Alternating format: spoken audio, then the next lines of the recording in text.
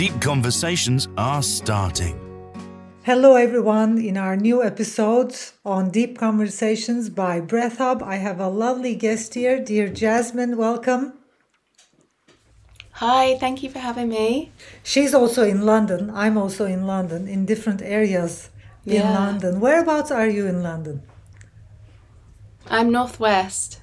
Okay, good. I'm Southwest. Southwest. Yeah, great. Yeah. So Jasmine, it's lovely to connect with you. Thank you for inviting me. You too. Thank you. So I'll let you introduce yourself because I'm a firm believer that when people introduce themselves, it's much better. So I'll let you introduce yourself and then we'll go from there. Absolutely. I am Jasmine Harsono. I am an international wellness intuitive guide, speaker and author of Self Reiki, which is published by DK. I'm a Reiki practitioner, trained to the highest level, and a sound artist. And I founded Emerald and Tiger, which is a conscious well-being and lifestyle brand, in 2017. And in 2021, Breathe Love, which is a community platform that showcases people, brands, organisations and charities that do good in the world. I work with clients worldwide, one-to-one and whole group corporate sessions and brand activations. So that's me in a nutshell.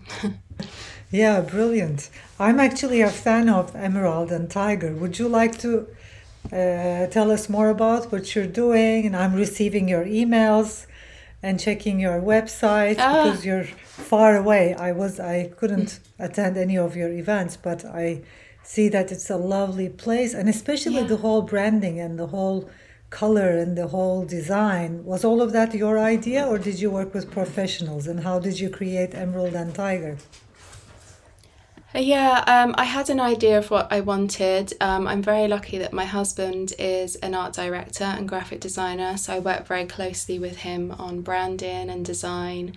And actually the website is going through a refresher at the moment, so we'll have something new to share, an update in the next month or so.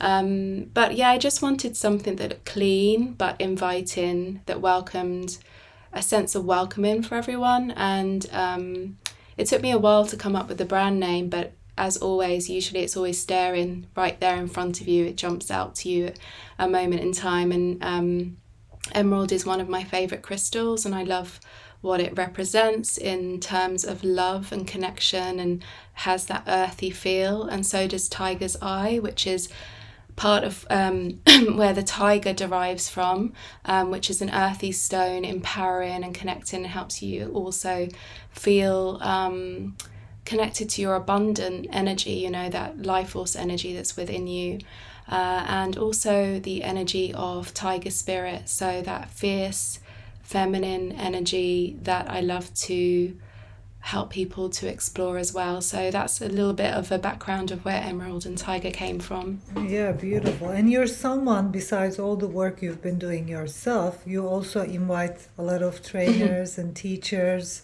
do some workshops, and that must be amazing, because I think once an individual goes beyond what she's teaching and what she's offering, a new whole world opens up. This has been in my own journey as well. Like the moment I started organizing events for other teachers, collaborating, building a community, something else started. It was a different experience, and I started experiencing something else. So would you like to talk about that? The beauty of community and union and working together. Absolutely. I think it's vital. And I think, first and foremost, when I started working in wellness, I didn't know anyone. And so it was quite daunting. And, over time, I'm introverted, so connecting and networking was quite hard for me. But over time, I grew a community and connection, and a lot of practitioners used to reach out to me to ask how I got involved in wellness, asking for tips and guidance and that kind of thing. And for me, it's just what feels very natural for me to be part of community, to help people, to welcome people. And it's very special to work alongside someone who has the same intentions as you and works from the heart and wants to support and help other people. And that's my intention, that is my intention, and I love working with people that have that intention too. So for me, it's really about connecting hearts all around the world and inviting more peace into people's lives. You know, we're navigating so much as human beings, and we are spiritual beings living in human bodies, so we're navigating the turbulence of life, and I think it's really important that we're able to do that with as much support as we can get with helping each other. Yeah, and I think once two people start working together towards one mission, that 2 becomes 4, sometimes 10. And have you had any kind of experience, like once you are in the same mission, especially I think when we are serving people, if you want to serve people and really help them grow and expand and grow into their spirituality, healing process, I think something amazing happens. Like when 2 people connect together and start projects, it becomes like 10 times more of an effect. Yeah, absolutely. I think when you think of the power of word of mouth, even someone comes to your class and has an experience, and then they tell someone else, and they come to your class and they tell someone else, and they might try something and it grows, and then maybe 2 of those people that have been to your class does breathwork training or Reiki training, and it just starts to fold out that way. And it's a really beautiful thing. I always say that we are individually stars, but we are united stars as well, so that when we start to shine our light, we kind of shine our light upon someone else and so forth, and so all of the stars start to shine brightly around the world.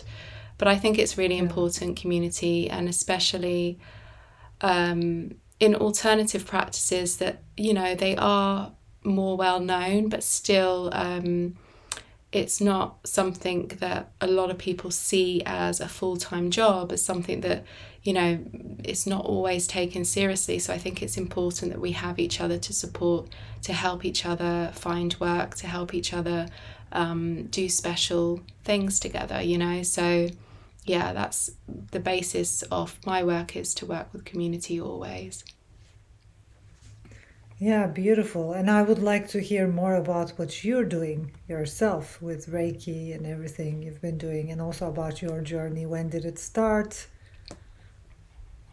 Well, I mean, I spent most of my life in a deep depression. My teenage years were very traumatic, and I believe being spiritual has just been part of me and my life's journey.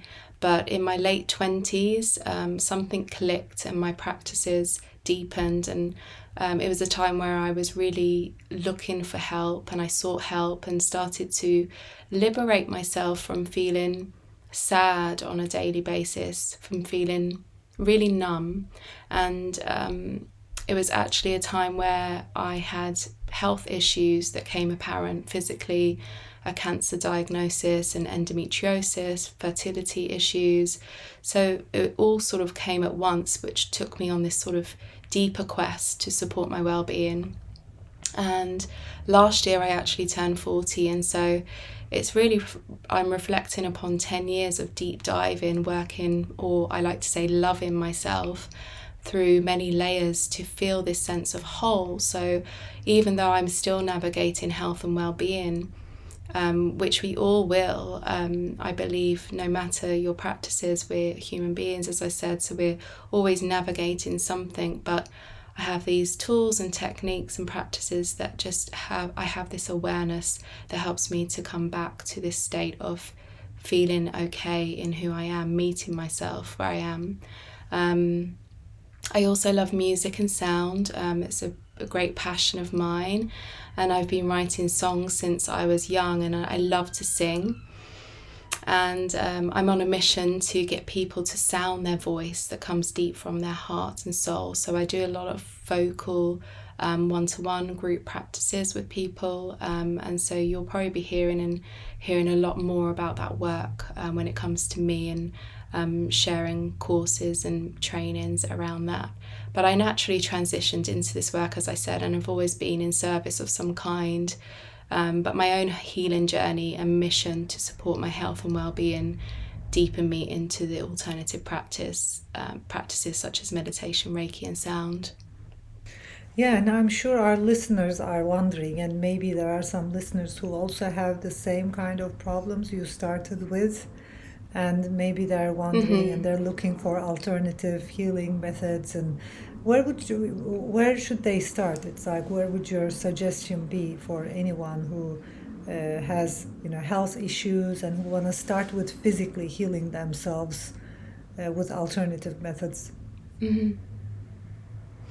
I think it's really important, first and foremost, to make sure that whatever alternative practices that you're seeking, make sure that you are having some sort of one-to-one support or group support with someone that you can talk to, that you can trust. So there's talk therapy there, because I believe in like that 360 support. So, reaching out to, even if it's a helpline such as Samaritans or Mental Movement, somewhere that you can get that support where you can talk things through at the same time. I think that's really important. But in terms of alternative practices, I think it's really having your own experiences and finding what really feels right for you. I've tried a lot of things, of course, and have different experiences, and I know what feels true to me, what practices have really helped and supported me, and I would only know that through experience. But I think if you are just seeking out and looking for something, look what's available locally. Have a look what's around you locally at local community centres. Local health and wellbeing shops will always have advertisements of wellbeing classes and individuals that can support you. So I think that's a good port of call. And of course, if you're on the internet or social media, you'll have a range of support there that's available, and sometimes free support. So on YouTube, there's lots of sound meditations, for example, that are available to you. But I think it's just easing your way into it, finding one thing at a time, experimenting with that, seeing how that feels. For example, if it's breath work, trying different breath work techniques and practices and see what works for you.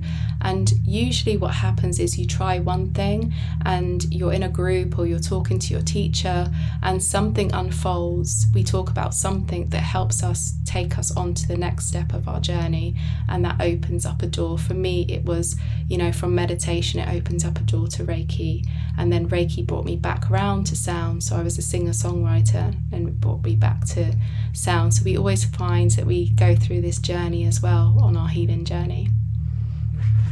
I'm certain that we both know, because we have been on a similar journey. I also started searching myself, and I was also in a deep depression, a very dark place when I started meditation and yoga and all the practices.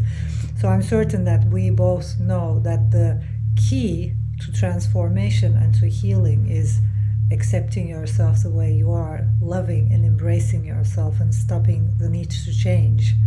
Just loving yourself the way you are. I know it is easy said than done, but because I have found, it's like over the years with my students and also with the teachers, I've met that the key to healing, the key to being whole is all about embracing yourself. It's all about loving yourself the way you are, and stopping and going beyond the whole judgment and the whole trying to change and that harsh energy.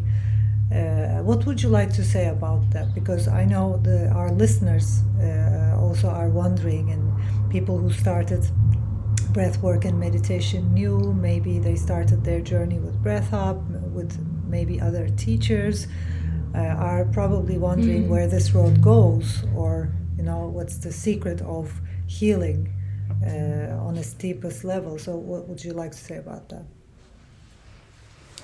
I mean, for healing, for me, the word translates to whole, to be whole. And that's really what healing means to me. It's not that we will always feel 100% physically, mentally, emotionally, spiritually, in terms of we will feel like we've got it perfect. It's about feeling whole and meeting ourselves where we're at. And so for me, it's really, that's what I teach, that we are spiritual beings in our human body, so we connect to our humanness, our feelings, and it's about practicing coming into the body and tapping into that vast life force energy that's within us, that connects us to our truth, our heart. When we listen to our heart's wisdom is so powerful. Our heart energy is like we have an electromagnetic field around us of 3-4 meters. And so when we tap into that innate energy within us, all we're doing is deepening and deepening into that truth energy within us. And the more awareness we build there, we can't really let it go. We will keep coming back to that sense of self, that sense of true self.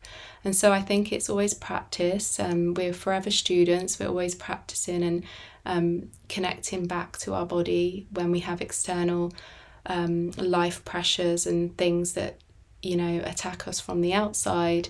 It's about practicing and coming back to our body, and the more that we do this, the more that we become comfortable with being our true self and really express ourselves from that truth as well, so that from the inside out we express ourselves rather than from the outside in. Yeah, and I think sound healing and singing and using your voice has a big role in that, expressing ourselves, expressing our truth.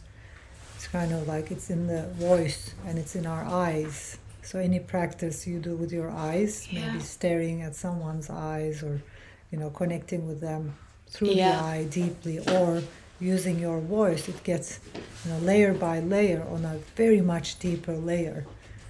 And you probably are experiencing the same thing.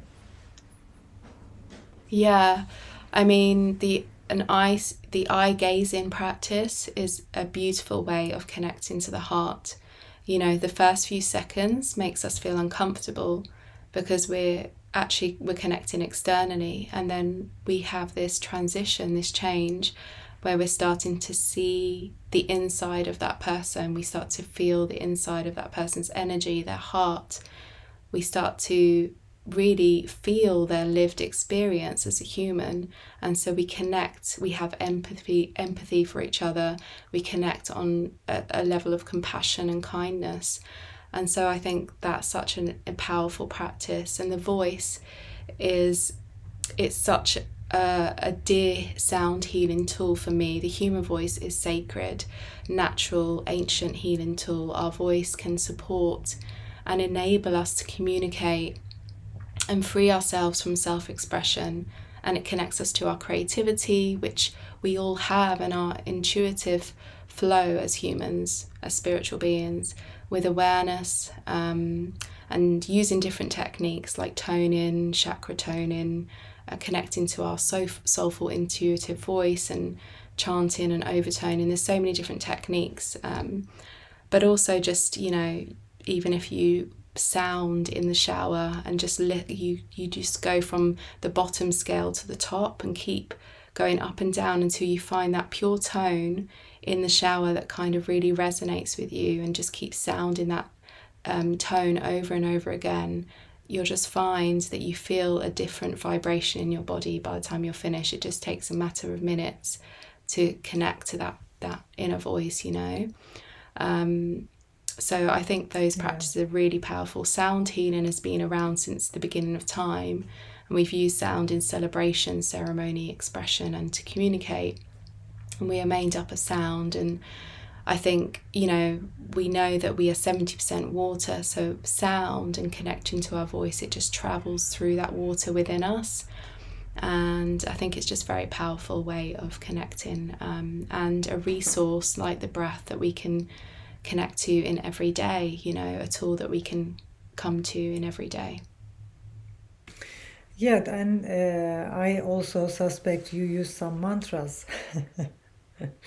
Do you use mantras?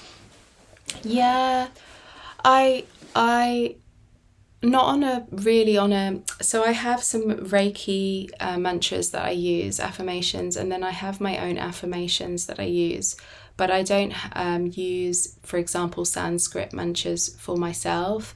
I might use them in group practice, but I as a singer-songwriter, I tend to use my own songs as a way of expressing. So I will write in the morning when I'm journaling, I might feel called to write a few words and then sing those lines back to myself.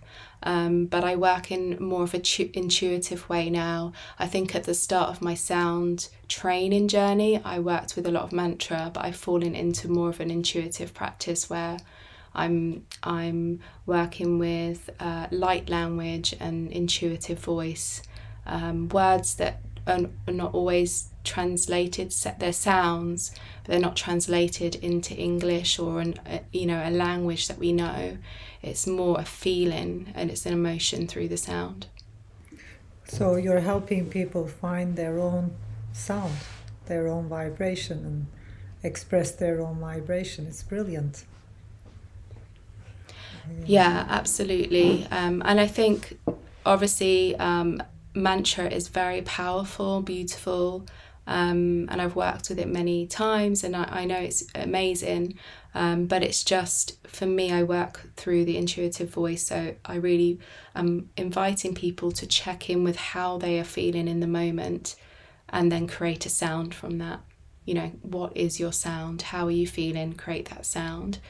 And so that's how we express from that human part of us. Yeah, so we're connected to the spiritual and connected to the with human. the universe and vibrating with the nature. I can definitely connect. That's with right. that. Yeah. Beautiful. Yeah. Thank you. This is a whole journey. I mean, I'm like experiencing your experience. I'm inside that experience when I'm doing these podcasts. Thank you so much. Just beautiful, I bet. Everything you said. And I'm gonna ask you one more thing.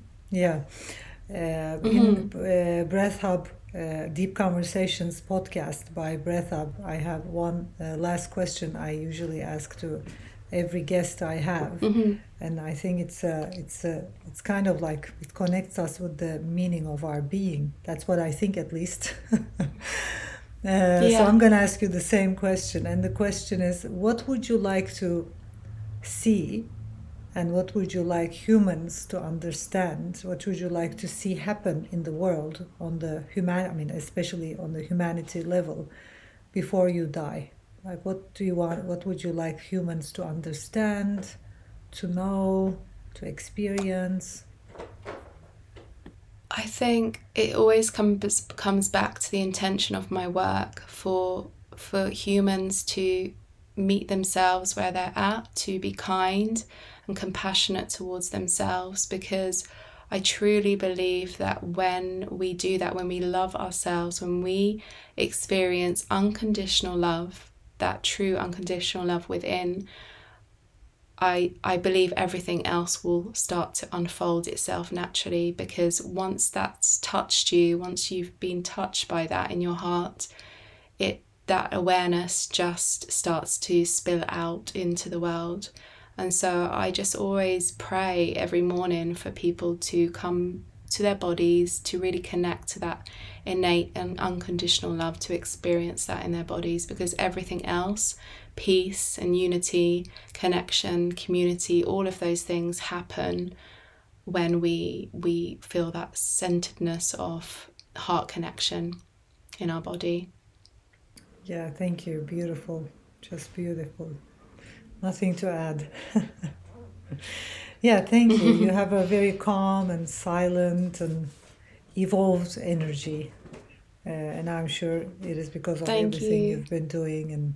And my intention would be that, each individual can get there, can get to that place where you say, like, full connection with thyself and being just calm and relaxed with yourself and being okay with yourself. I think it's the biggest gift, and it's what wealth really is. And absolutely. So thank you. For me, that's That is it, yeah. You're so welcome. Thank you. Yeah, thank you. Yeah, so we are ending another episode of Deep Conversations by Breath Up. Thanks for listening. Thanks for watching. If you like our videos, click on like and make sure you subscribe to our channels. See you in the next episode. Thank you.